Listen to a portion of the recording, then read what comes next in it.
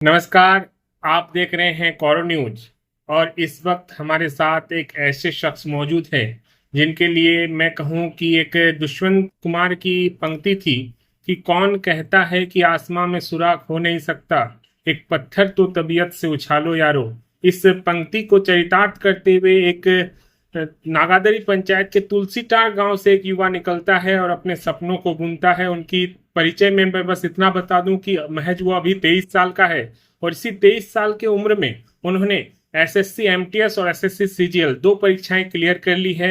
SSC MTS में वो job कर रहा था परीक्षा को पास करते हुए, और फिलहाल एसएससी सीजीएल से भी वो परीक्षा पास करते हुए उनके पास क्वालिफिकेशन लेटर पहुंच चुका है। अब ज्यादा वक्त न लेते हुए मैं उन्हें सीधे जोड़ता हूं इस इंटरव्यू में। सबसे पहले स्वागत है चंदन आपका कॉरो न्यूज पर। बहुत बहुत धन्यवाद भैया आपका। आपने मंच दिया सबसे मुझे कॉरो न्यूज़ पर अपनी सक्सेस जर्नी को शेयर सबसे करने का। पहले आपको बधाई। सबसे पहले तो एसएससी एमटीएस जिसको आपने अक्टूबर 2023 में पास किया था, और अब एसएससी सीजीएल इसको भी आपने क्लियर कर लिया, आपके पास जो है ज्वाइनिंग लेटर पहुंच चुका है। तो इन दोनों परीक्षाओं में उत्तीर्ण होने के लिए आपको बहुत बहुत बधाई। बहुत बहुत धन्यवाद भैया आपका और पूरे कॉरो न्यूज़ के परिवार को। तो आपसे बहुत कुछ बातें करनी है, लेकिन सबसे पहले आप अपना संक्षिप्त परिचय दीजिए। आप कहाँ से हैं, आपके पिताजी का नाम क्या है, आप अभी फिलहाल कहाँ हैं, किस पद पर हैं, और फिर अभी जो ज्वाइनिंग लेटर आया है उससे आपका सिलेक्शन कहाँ होगा, आप कहाँ रहेंगे, बस सब कुछ अपना जर्नी अपने बारे में बताइए। ठीक है भैया, मेरा नाम चंदन कुमार है और मैं नागादरी पंचायत के तुलसीताड़ गांव का रहने वाला हूँ। और मेरे परिवार के बारे में बात करें तो मतलब मम्मी पापा, दो भाई और एक बहन है। और हम लोग एक्चुअली जॉइंट फैमिली में रहते हैं। मतलब पापा लोग चार भाई हैं, तो चार पापा लोग हो गए, फिर मम्मी और आंटी लोग चार, और टोटल हम लोग मतलब 12 कजन है। 12 में 7 सिस्टर्स एंड 5 ब्रदर्स, मतलब ओवरऑल 20 मेंबर्स का हम लोग जॉइंट फैमिली है। और अभी मतलब मेरी पोस्टिंग की बात की जाए तो मैं अभी कोलकाता इनकम टैक्स में एज एन एमटीएस पोस्टेड हूँ। और अभी रिसेंटली मैंने एसएससी सीजीएल 2024 का एग्जाम क्लियर किया है, जिससे मुझे जीएसटी इंस्पेक्टर का पोस्ट एलोकेट हुआ है। और वो मुझे अपना मतलब ड्रीम जॉन जो था, ड्रीम जॉन ड्रीम पोस्ट मुझे जीएसटी इंस्पेक्टर इन कोलकाता एलोकेट हुआ है। तो आप आज एक जॉब में रहते हुए एक और परीक्षा क्लियर की है, तैयारी करने में कितनी दिक्कतें आई आपको, मतलब कैसे प्रेरणा मिली, कहाँ से आप समय निकालते थे पढ़ाई के लिए, कुछ बताइए इसके बारे में। ये मतलब शुरू में तो जब मैं जैसे पहले मैं सिर्फ मैं पढ़ाई करता था, बट मैं जब इनकम टैक्स डिपार्टमेंट ज्वाइन किया तो एक नई चैलेंज तो थी कि अब मतलब मुझे पढ़ाई भी करनी है और जॉब भी करनी है। तो शुरुआत में डिफिकल्टी हुई, बट फिर धीरे धीरे जैसे टाइम बीतता गया तो मैं मतलब ऑफिस जाने से पहले जो कुछ टाइम होता था उसको मैं यूटिलाइज करता था। फिर ऑफिस में भी ऐसा नहीं होता था कि पूरा वर्कलोड है, तो ऑफिस में भी मैं चाहता था कि जितना ज़्यादा से ज़्यादा टाइम हो उसको मैंने यूटिलाइज किया। और फिर ऑफिस से आने के बाद लेट नाइट पढ़ाई, थोड़ा स्लीपिंग आवर को कम किया, प्लस स्लीपिंग आवर को कम किया, और धीरे-धीरे इसी तरह करके मैंने टाइम निकाला और आज रिज़ल्ट आपके सामने है। और आपके जो बचपन की पढ़ाई है, शुरुआती पढ़ाई कहाँ से हुई, कहाँ कहाँ से आपने जो शिक्षा ग्रहण की, आपके पढ़ाई की जर्नी के बारे में थोड़ा बताइए। आपका आवाज़ नहीं आ रहा था भैया। हाँ, मैं कह रहा था कि आपकी शुरुआती पढ़ाई, आपने बचपन में पढ़ाई कहाँ ग्रहण जो हासिल की, और उसके बाद 11 12 कहाँ से हुआ, 10th तक आपने कहाँ पढ़ाई की, किनके किनके सानिध्य में आप रहे, कहाँ से शिक्षा ग्रहण की, थोड़ी जो है बचपन की शिक्षा के बारे में बताइए। भैया मेरी स्कूलिंग क्लास 2 से 10 तक एसआर अकेडमी स्कूल जो कोरों में है। मतलब स्टार्टिंग कोरों से। गाँव में मेरी शुरुआती स्कूलिंग वहीं से हुई है। और मैं भैया मतलब मैं अपने स्कूलिंग को जैसे 2 पार्ट में बाँटना चाहता हूँ, क्लास 2 टू 8 हाँ। और फिर 9 टू 10। 2 से 8 तक मैंने एसआर अकेडमी हॉस्टल में रहकर ही पढ़ाई करी थी। और क्लास 8 के बाद मतलब मेरे पापा चाहते थे, और मतलब फैमिली का भी डिसीज़न था कि 8 के बाद मैं देवघर चले जाऊँ और वहाँ से मैं 9-10 की पढ़ाई करूँ। लेकिन अच्छा, इस बीच आप 10th तक की पढ़ाई के दौरान निरंजन सर के यहाँ भी आप जो है रहकर पढ़ाई कर रहे थे, ऐसा कुछ मुझे जानकारी मिली है।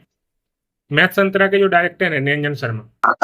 इसीलिए मैं वो 2 पॉइंट मतलब आपको स्प्लिट किया कि मेरा 9-10 का जो पढ़ाई था वो निरंजन सर के यहाँ मतलब निरंजन सर जो है वो मेरे गाँव में ही जो यूएमएस तुलसीदान है वहीं वो पढ़ाने जाते हैं, मतलब टीचर है वहाँ।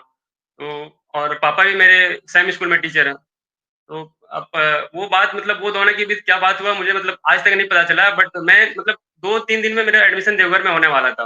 बट फिर वो डिसीज़न मतलब चेंज हो गया। फिर पापा ने मुझे बताया कि देवघर नहीं जाना है तुमको मतलब सर के गाइडेंस में ही मतलब सर के घर में ही रहना है और वहीं से 9-10 देना। और वो भी मैं जो 2 साल निरंजन सर के यहाँ रहा हूँ, वो मतलब फ्री ऑफ कॉस्ट मतलब कोई चार्ज नहीं था। मतलब उन्होंने मुझे फ्री रख के अपने गाइडेंस में उनका जो अलग से कोचिंग चलता था, वो कोचिंग में पढ़ाए, फिर अपने घर में रख के जो भी उनको मतलब टाइम मिलता था उनमें उन्होंने मुझे गाइड किया और उसी का मतलब परिणाम था कि मैं 10th में भी मतलब अच्छे नंबर के साथ रानी मंदाकिनी हाई स्कूल से उस वक़्त 2017 में मैं सेकंड टॉपर भी रानी मंदाकिनी हाई स्कूल कर रहा हूँ, तो अच्छा रिज़ल्ट होने के पीछे वो बहुत बड़ा रीज़न था निरंजन सर का हाथ, बहुत सपोर्टिव। तो इसको कहीं ना कहीं आप टर्निंग पॉइंट मानते हैं? हाँ, मतलब 9th मेरा करियर का देखा जाए तो फर्स्ट टर्निंग पॉइंट वो 9-10 में निरंजन सर के घर में रहना और एसआर अकेडमी से मेरा स्कूलिंग होना, ये मेरा लाइफ का मतलब फर्स्ट टर्निंग पॉइंट वहीं से था। तो अभी आपको एसएससी सीजीएल में जो ज्वाइनिंग लेटर मिला है, क्या पोस्ट मिलेगा, क्या कुछ आप किस पोस्ट पर जाएंगे, इसके बारे में थोड़ा बताइएगा। भैया इससे पहले मैं और मतलब 1-2 पॉइंट ऐड करना चाहता हूँ मतलब अपना 11-12 और कॉम्पिटिटिव एग्ज़ाम की जर्नी फिर मैं सीजीएल के बारे में बताऊँगा। बिल्कुल बिल्कुल बिल्कुल। एक्चुअली मतलब क्लास 10th के बाद मेरा सिलेक्शन आकांक्षा 40 इंस्टीट्यूट होता मतलब अभी भी चलता अच्छा, है। हाँ। State government Jharkhand state government चलाती है। पहले वो डिस्ट्रिक्ट में भी चलता था और एक जो हमारा जो रांची हो गया वहाँ भी चलता था। तो जो भी डिस्ट्रिक्ट में होता था वहाँ से पढ़ाई फ्री है और रांची में जो आकांक्षा 40 चलता है वहाँ पे मतलब रहना, खाना, रेसिडेंशियल प्लस पढ़ाई दोनों वहाँ पे फ्री होती। तो मेरा सिलेक्शन आकांक्षा 40 देवघर में हुआ था। मतलब पूरे डिस्ट्रिक्ट से टोटल 40 स्टूडेंट सेलेक्ट हुए थे, तो मैं उनमें से एक था।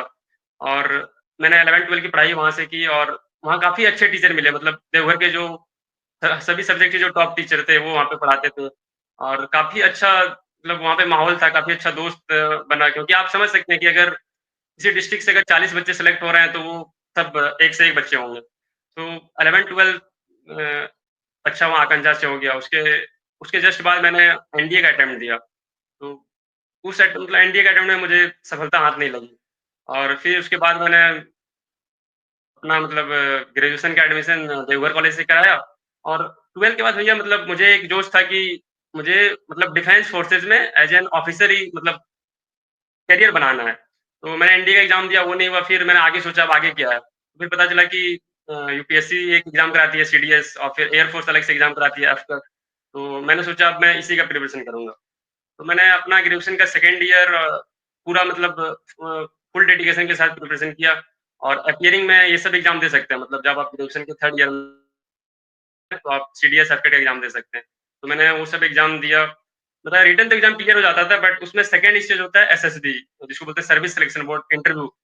तो उसमें मैंने काफ़ी ट्राई किया बट वो इंटरव्यू हमसे मतलब नहीं हो पाया। और उस वक़्त तक मतलब 2022 तक मैं एसएससी का कोई एग्ज़ाम मतलब नहीं देता था क्योंकि मेरा माइंडसेट था कि उस वक़्त मैं फुल डेडिकेटेड था कि मुझे जाना है तो डिफेंस में जाना है और ऑफिसर कैडर में जाना है।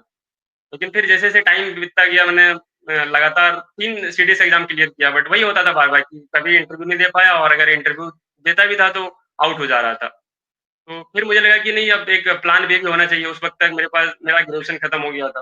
वैसे फैमिली से मेरा कोई प्रेशर नहीं था क्योंकि मैं उस वक़्त 21 साल का ही था मतलब जब ग्रेजुएशन खत्म हुआ था तो मैं 20-21 का था। बट मुझे लग रहा था कि नहीं अब साइड वाइज़ कोई एग्ज़ाम दिया जाए। तो फिर उसके बाद मैंने एसएससी का एग्ज़ाम देना स्टार्ट किया। तो मेरा फर्स्ट एग्ज़ाम वही एसएससी एमटीएस का था। फिर मैं एसएससी सीजीएल 2023 का वो मेरा फर्स्ट अटेम्प्ट था एसएससी सीजीएल का। जो मैं प्री दिया, प्री क्लियर हुआ, मेंस दिया, मेंस में काफ़ी मतलब मेहनत करके दिया बट उस साल मेरा कुछ मार्क्स से सीजीएल 2023 रुक गया और वो एक तरह से मतलब बोला जाए तो मेरे लिए वो झटका था कि मैंने इतना मतलब अच्छी तरह से प्रिपरेशन किया था। मैंने मतलब सीडीएस टाइप के एग्ज़ाम उस लेवल का मैंने प्रिपरेशन किया था कि और जो मेरा मेंस नहीं निकला सीजीएल का तो मतलब काफ़ी खराब लगा, काफ़ी गिल्टी महसूस हो रहा था कि ये मतलब कैसे हो गया? क्या हो गया? और उसके बाद फिर जस्ट 1 महीना बाद मेरा ये एसएससी एमटीएस का जॉइनिंग हो गया और इधर 2-3 महीना निकल गए तो वो भी जो भी थोड़ा गम था कि मेरा सीजीएल 2023 नहीं हुआ, तो वो मतलब भुलाना पड़ा और फिर आगे देखना था कि अब आगे अगला नेक्स्ट पड़ाव क्या? तो फिर वही सीजीएल 24 आने वाला था और सीडीएस भी आने वाला था। तो यहाँ पे एक हमको मेरे को मतलब एक अच्छा डिसीजन लेना था कि या तो अब हमको सीडीएस करना है या फिर सीजीएल करना है। क्योंकि दोनों में होता है कि अगर दोनों करेंगे, जैसे लास्ट 1 साल से यही हो रहा था कि मैं सीडीएस भी दे रहा था, सीजीएल भी दे रहा था, तो मेरा ना सीडीएस हो रहा था, ना सीजीएल हो रहा था। तो मैं हमको डिसाइड करना था कि या तो सीडीएस या तो सीजीएल। तो फिर मैंने अपने काफ़ी दोस्तों से मतलब सलाह लिया और फिर मैंने खुद से भी सोचा कि सीजीएल में जो भी है कुछ अपने हाथ में है, मतलब प्री दो, मेंस दो, ऐसी पढ़ाई है तो हो सकता है। और सीडीएस में होता है कि इंटरव्यू है। तो एसएसबी इंटरव्यू ऐसा है कि उसमें आप सर्टेनिटी नहीं है कि आप एसएसबी इंटरव्यू क्लियर कर जाओगे। और फिर एसएसबी इंटरव्यू अगर हो भी जाता है तो आगे फिर उसमें मेडिकल वगैरह भी होता है। तो मतलब सीजीएल के कंपैरिज़न में सीडीएस काफ़ी अनसर्टेनिटी वाला एग्ज़ाम है। तो वही मैंने फिर डिसाइड कर लिया कि मैं सीजीएल का एग्ज़ाम दूँगा। और 1 साल तक मैंने फिर मतलब लास्ट सीजीएल और इस सीजीएल के बीच मैंने कोई एग्ज़ाम नहीं दिया। मैंने फुल फ़ोकस के साथ सीजीएल का प्रिपरेशन किया और इस बार मैंने प्री दिया, प्री भी अच्छे नंबर से हुआ, मेंस दिया और मेंस में भी मेंस के बाद वही अभी रिज़ल्ट आया तो उसमें मुझे मतलब जीएसटी इंस्पेक्टर का पोस्ट एलोकेट हुआ, जो लेवल 7 का पोस्ट है 4600 का। और ज़ोन उसके बाद मुझे ज़ोन एलोकेशन हुआ जो कोलकाता ज़ोन मिला है। अब कोलकाता ज़ोन में पूरा वेस्ट बंगाल कवर है। उसके अंदर 12 कमिश्नरेट आते हैं। अब पोस्टिंग वगैरह तो वो अब जीएसटी 1 में जब जॉइन करूँगा उसके बाद पता चलेगा कि मुझे पोस्टिंग कहाँ मिलती है। तो आज जब आपको इतना बड़ा पद मिलने जा रहा है और एक छोटे से गांव से निकलकर आप यहाँ तक पहुंचे, घर वालों का कितना सपोर्ट मिला और साथ ही साथ लोगों का क्या कहना है अब जब आप सफलता प्राप्त कर चुके हैं, लोगों से आप मिलते होंगे। हाँ, भैया घर वाले तो मतलब काफ़ी खुश हैं क्योंकि असली मोटिवेशन तो मेरे लिए तो सबसे असली मोटिवेशन मतलब पेरेंट्स ही थे, घर वाले थे कि मुझे जैसे एक कहावत है ना, कहावत नहीं एक मतलब ऐसा था कि कोई भी मेरे रिलेटिव में आए या फिर कोई फ्रेंड हो या फिर कोई टीचर हो, मतलब सबका मतलब शुरुआत से ही होप था कि ये लड़का अच्छा करेगा आगे लाइफ में। तो उसको आप एक तरह से बोल सकते हैं कि वो एक मोटिवेशन जस्टिफाइड। था। हल्का हल्का प्रेशर बनता था कि हाँ, सब सोच रहे हैं कि करना है, अच्छा करना लाइफ में। तो उसको एक तरह से मैंने मोटिवेशन की तरफ भी लिया कि नहीं, सबका उम्मीद है तो उम्मीद को मतलब तोड़ना नहीं है। जैसे सब कोई उम्मीद लगाए हैं तो उस उम्मीद पे हमको कायम मतलब रहना। तो ऐसा करके ही मैंने किया और अभी हाँ, अभी तो काफ़ी लोग मतलब बोलते ही हैं अब रिज़ल्ट हो गया है तो काफ़ी अच्छी-अच्छी बातें कर ही रहे हैं तो उससे खुशी तो होती है। अब जो मेहनत मैंने की थी लास्ट मतलब 2-3 साल से, वो अब रिकॉग्नाइज़ हो रही है तो अच्छा तो लगता ही है। अच्छा तो और लगेगा हाँ, ही। हाँ, कुछ एक बोल पॉइंट रहे और थे। मैं हाँ, जैसे पूछिए। मेरा गाँव ही मतलब जो मेरे गाँव जो तुलसीदान है, वो शायद हमको लगता है कि पहले उतना मतलब उतना लोग नहीं जानते थे। अभी भी स अब लेकिन जैसे अब मेरा सीजीएल का रिज़ल्ट होने के बाद जैसे मुझे सुनने में आया है क्योंकि मैं खुद से नहीं सुना हूँ, जैसे दूसरों के मुँह से या फिर सुना हूँ कि अब काफ़ी लोग बोलते हैं कि हाँ, मतलब जो मेरे गाँव है वो मतलब मेरे नाम से अब तो जाना मतलब आप जाना जा आपके रहा है गाँव। आपके गांव से ऐसे मतलब गवर्नमेंट जॉब हासिल करने वाले, इस पद तक पहुंचने वाले आप पहले हैं या आपसे पहले कोई और भी थे? नहीं, इस पद पे तो मैं फर्स्ट हूँ ये। आपकी आपकी जनरेशन जनरेशन में आप पहले हैं। मेरी जनरेशन में मैं पहले मतलब पापा वाले जनरेशन में एक बैंक में है, एक यूनिवर्सिटी में लेक्चरर है। बट मेरे जनरेशन में मैं एसएससी सीजीएल से पहुँचने वाला हूँ मतलब इस पोस्ट पे मैं। आपकी भी उम्र 23 साल है। इस उम्र में आपने ये सफलता हासिल की है। आप जो फिलहाल पढ़ाई कर रहे हैं, 9वीं में होंगे, 10वीं में होंगे, 11वीं में होंगे, 12वीं होंगे, उन बच्चों के लिए आप अगर कुछ कहना चाहें, क्योंकि कॉर्न न्यूज के माध्यम से आपको अभी फिलहाल काफी लोग सुन रहे होंगे, उनके लिए आप कुछ कहना चाहेंगे, उन बच्चों के लिए खासकर। हाँ भैया, मैं मतलब उनके लिए कहना चाहूँगा कि बस सबसे पहले कि एक अपने गोल डिसाइड करें कि लाइफ में क्या करनी है और फिर उसके उसके लिए फिर मेहनत करें, तो सच अच्छी नीयत के साथ मेहनत करें और धीरे-धीरे उसको सब सब गोल में बाँटें और टाइम दें। हो सकता है कि सक्सेस जर्नी सबके लिए अलग-अलग हो, क्योंकि सब कोई वैभव सूर्यवंशी नहीं हो सकता है कि 14 एज में जाके आईपीएल में सेंचुरी लगा दे। कोई 14 साल में बिल्कुल सक्सेस बिल्कुल। मिल जाता है, किसी को 24 साल में मिलता है। तो अभी हाल ही में जो यूपीएससी, सीएससी का रिज़ल्ट आया जो रैंक 1 है, श्री शक्ति दुबे मैम उनको 30 उनका उनका भी यूपीएससी टॉपर। हाँ, उनका 5th अटेम्प्ट था और उनकी एज भी 30 है, तो सबकी सक्सेस जर्नी अलग-अलग हो सकती है बट हमें अपने मेहनत पे विश्वास करना रखना चाहिए। हमें खुद पे कॉन्फिडेंस रहना चाहिए कि हम कर सकते हैं और बस मेहनत करते रहना चाहिए। रिज़ल्ट एक दिन ना एक दिन ज़रूर मिलेगी। कुछ खास संदेश जो आप, एक सामाजिक दायित्व तो हर इंसान का होता है, तो आप चूंकि एक समाज से जुड़े हुए व्यक्ति हैं, इतने बड़े पोस्ट पर पहुंचे हैं, तो कुछ सामाजिक संदेश अगर आप देना चाहें आम लोगों को, सिर्फ विद्यार्थियों को नहीं, आम लोगों को? आम लोगों को संदेश मेरे तरफ से यही रहेगा और स्पेशली मेरे एरिया में कि क्योंकि उधर उतना एजुकेशन को इम्पोर्टेंस लोग नहीं देते, अभी भी नहीं देते हैं। तो मेरे तरफ से यही संदेश रहेगा कि आप अपने मतलब बच्चे को पढ़ाएँ, स्कूलिंग में ज़्यादा खर्च करें क्योंकि ऐसा रियलिटी भी है कि एजुकेशन का जो वापस जो रिटर्न होता है वो एक कंपाउंड इफेक्ट में आता है, मतलब कंपाउंड इंटरेस्ट के रूप में कि अभी शुरू में अगर आप उसको उसमें इन्वेस्ट कीजिएगा तो जब वापस आपको रिटर्न मिलेगा तो बहुत ज़्यादा मिलेगा। तो एजुकेशन पे लोगों को ध्यान देना चाहिए। चलिए चंदन, आपने वक्त निकाला, बहुत अच्छी अच्छी बातें की, आपसे लोग भी प्रेरित होंगे, ये मेरा विश्वास भी है। आप आगे जीवन में और तरक्की प्राप्त करें, यही नहीं रुके। जैसे आप एसएससी एमटीएस निकालने के बाद एसएससी सीजीएस सीजीएल भी निकाला, आगे आने वाले और भी कुछ पड़ा होंगे जिसको आपकी चाहत होगी उसको आप प्राप्त करें। इसी कामना के साथ आप अपने परिवार, अपने घर, अपने गांव का नाम रोशन करें, इसी उम्मीद और कामना के साथ आपसे अब विदा लेना चाहूंगा। जाते जाते आप अगर कुछ कहना चाहे तो?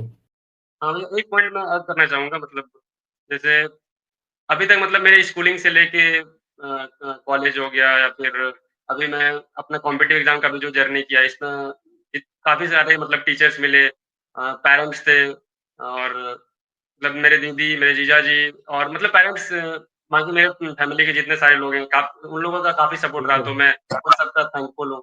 उसके अलावा मेरे काफ़ी मतलब 5-6 क्लोज़ फ्रेंड जो इस एसएससी सीजीएल की जर्नी से जुड़े हुए हैं, मैं उनका नाम भी लेना चाहूँगा क्योंकि वो मतलब काफ़ी उन्होंने सपोर्ट किया प्लस बिल्कुल हमारा लीजिए, मतलब बिल्कुल लीजिए। साथ में थे तो कुछ दोस्त हैं मेरे जैसे अंकित है, अभिषेक है, अनीश है, विशाल है, राज है, सौरभ और सुशांत भाई। मतलब इन लोगों का काफ़ी सपोर्ट रहा है क्योंकि मैं वर्किंग था तो होता है कि कभी अगर टाइम नहीं मिला या फिर काफ़ी किसी-किसी को होता था कम टाइम मिलता था तो उस शॉर्ट ड्यूरेशन में अगर कोई डाउट हो गया या कोई क्वेश्चन सॉल्व नहीं हुआ, तो मैं किन्हीं को भेजता था तो वो भले मैं 11 बजे रात को भेजूँ, 12 बजे भेजूँ या एक कभी-कभी मेंस के वक़्त तो 2 भी बज जाता था। तो मैं किसी वक़्त भी भेजूँ तो उसका मतलब मुझे सॉल्यूशन मिलता था या होता है कोई बेस्ट अप्रोच हो मतलब ऐसा होता था कि हम लोग के बीच आपस में एक अच्छी बॉन्डिंग थी और जिस कारण से मतलब ये जो सक्सेस जर्नी था ये थोड़ा ईज़ी हो गया तो दोस्तों का काफ़ी अच्छा रोल रहा।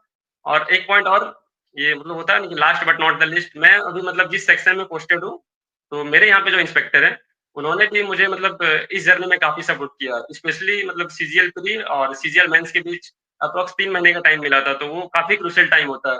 क्योंकि आप खुद सोच सकते हैं कि एक जो फ्रेश मतलब एक जो आपका जो कॉम्पिटिटर है न्यू मतलब कमर जो होता है। जो खुद टेस्ट प्रिपरेशन कर रहा है, मान लीजिए लाइब्रेरी में बैठ के बट आप वर्किंग हैं, तो उस वक़्त तो थोड़ा इनसिक्योरिटी फील होता है कि पता नहीं मतलब अगर मैं इस जॉब में आ गया हूँ, तो मुझे थोड़ा कम टाइम मिल रहा है। तो उस वक़्त में मतलब ऑफ़िस में उन्होंने काफ़ी सपोर्ट किया है, बिल्कुल एक छोटे भाई की तरह।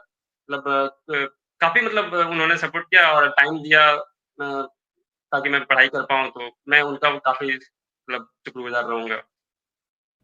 चलिए, आपने उन जो आपके लिए जो काम किए हैं, जो आपको मदद किए हैं, उनको आपने भूला नहीं है, ये भी एक बहुत बड़ी बात है। आपने सबका नाम का जिक्र किया, सबको धन्यवाद किया, ये एक बड़ी बात होती है। बहुत बहुत धन्यवाद, आपने वक्त निकाला, हमसे बातें की।